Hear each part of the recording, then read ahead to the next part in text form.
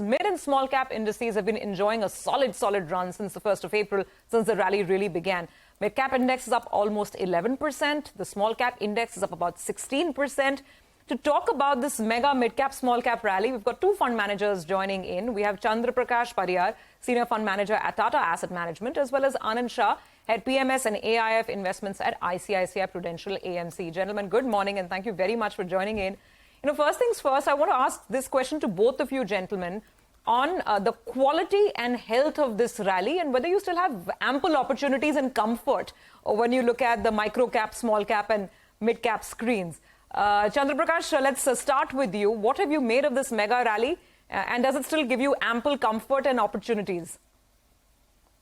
And thank you so much for having me or represent Tata Mutual Fund here on your show. Well, I would say that first of all, we need to differentiate between mid caps and small caps. Both are having very different characteristics in terms of fundamentals. From a mid cap perspective, my own sense is that the opportunity size incrementally is reducing day by day. I think too much money chasing too many stocks probably.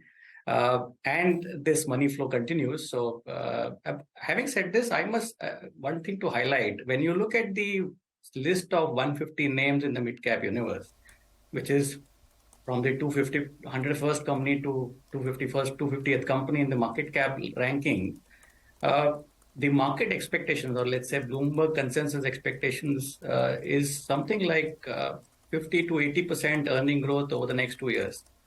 So expectations are very high. And because of that, valuations have moved more like 25-30p FY25 estimates. So valuations are moving much higher on the back of high earnings expectations.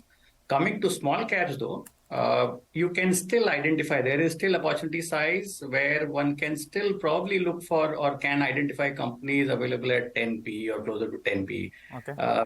It's similar or maybe better earning growth as well. So maybe having said this, opportunity size is reducing even in small caps because of this rally. All right. Hi, Chandraprakash and Anand. Good morning. Give us a couple of ideas though, Chandraprakash. If you could tell us, there are some, there'll be some sectors as well, maybe individual names you may not be able to share with us, but where are you seeing good value even after this run? So I think healthcare is one sector where we see some incremental value in. There is both from an hospital business perspective as well as maybe pharma as well. Incrementally, we've started seeing some amount of reduction in pricing pressure in the US. So maybe there could be there. Apart from this, manufacturing as a theme is something that we like. And within manufacturing, for example, or let me put it in one segment, within manufacturing, value-added steel or anything that is made out of steel, which is, let's say, engineering, capital goods, auto ancillary, almost all of these segments, there is a significant amount of upside, or we see scale up of business or potential for business scale up over the next few years, and valuations are still reasonable there. So these are some places where I would want to look at. Right. We'll come to you in a bit, Chandraprakash. We have Anand with us as well. The thing about mid-cap and small-cap investing is when the going is good, everyone thoroughly enjoys. The entry is easy. It's the exit which is a little difficult, and it is a narrow exit door. So the impact cost of exit is a lot more. How do you plan your exits, and are there any pockets where you think you've run the course and it's time now for you to enjoy the profits that you've made? Hi, very good morning. I think before I answer that, just talking about the quality of the mid cap and small cap, and I'm not talking about in the last 3 months. I understand since 1st April, the action has been great and that's more exciting. But if you see, mid cap and small caps earnings growth rate, I think that's very, very interesting to see that even from 1st Jan 2020 onwards also, which includes the dip that we saw in earnings during the first phase of COVID lockdown, including that the earnings growth rate has been fairly strong. At the large cap levels also very surprisingly, but even in the mid cap and small cap, it's much more stronger.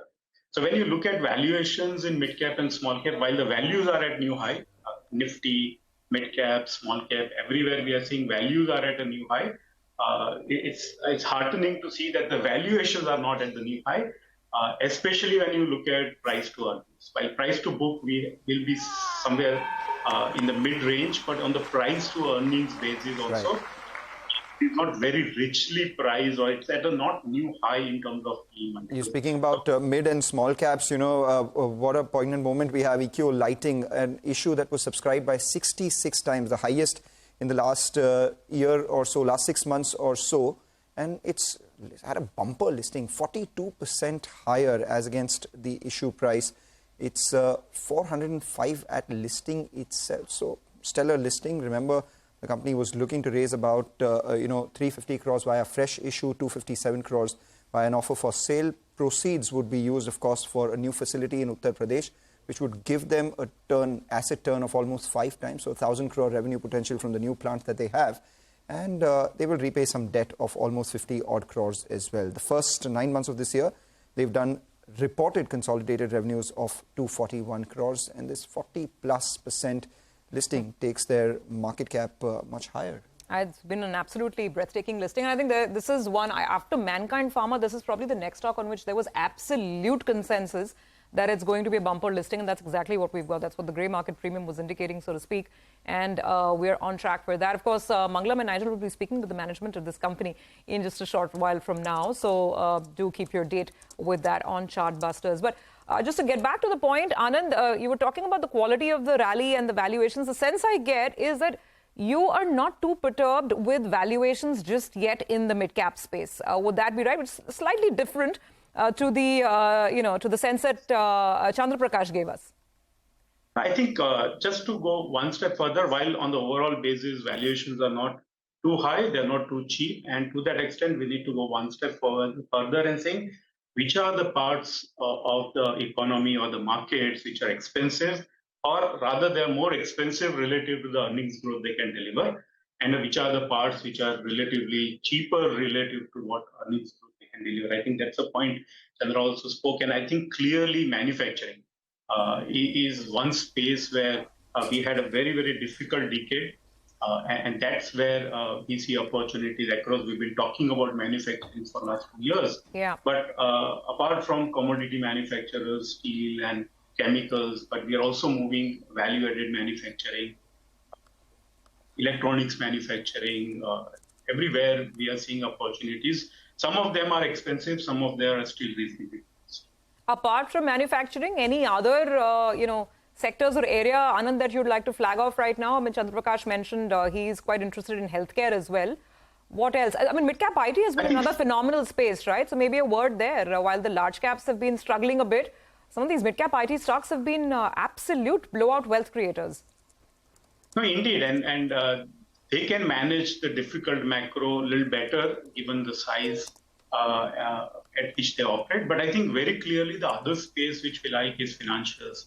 I think financials is also coming out of a very long, difficult time, be it post-AQR or through NBFC crisis or through, COVID crisis. I think that's also another space where there has been a significant, course correction, bottoming out process. The processes have improved, earnings have bottomed out, and I think earnings growth can sustain a while. So to that extent, that's another space, and luckily it's relatively far, reasonably priced than the overall market. Okay. All right, gentlemen. Very interesting conversation. We could have gone on, but I think we'll keep that for another show, more focused on mid-cap and small-cap investing. But this is very good. I mean, very interesting highlights that both of you gentlemen have given us. You have a good day, and we look forward to connecting again.